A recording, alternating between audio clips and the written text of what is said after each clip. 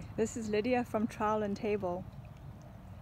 I want to show you what I started with in my garden.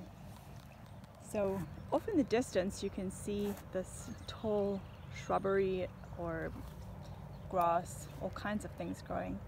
So that was a field that was farmed for many years, and we bought the property a few years back, and it had lain fallow for probably 2 or 3 years, and we believe there was corn that had been planted in previous years. So when we started out, we thought, well, we'll rototill a little garden and plant some vegetables.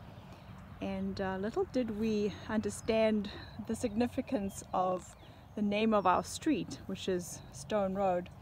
And within a very short time, we destroyed the rototiller that we had borrowed.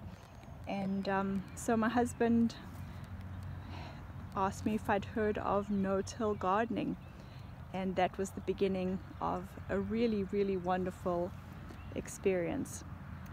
So this is what happens when we just keep everything mowed, kind of mowed.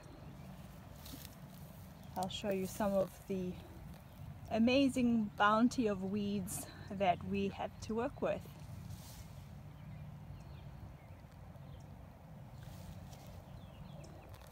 This is a red currant bush that we found on the property, and it's an heirloom variety planted at least 40 years ago, so it's one of the youngsters from those original red currant shrubs. And we have another one growing here. So this is all that's in this end of the garden, and some leftover garlic that grew from seed.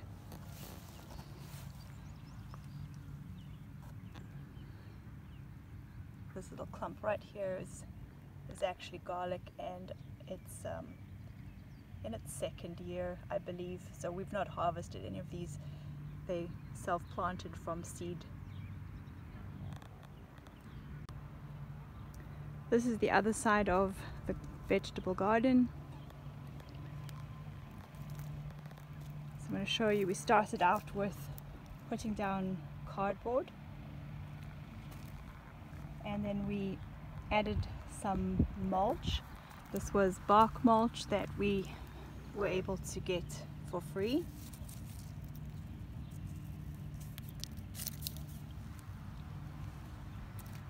So what we did is we laid down the cardboard, and these rows were actually made up of piles of mulch. So this was just bark that was layered kind of in piles in long rows, and it was well rotted old bark, and then on top of that we added some soil, some manure, and started planting. So we're going into our 4th season. You can see the green, that's just a cover crop, that is winter wheat. And we've got another month or so to go before we can really get down to planting outside, because our nighttime temperatures get down to freezing still. Thanks for watching, and I'll see you in the next video.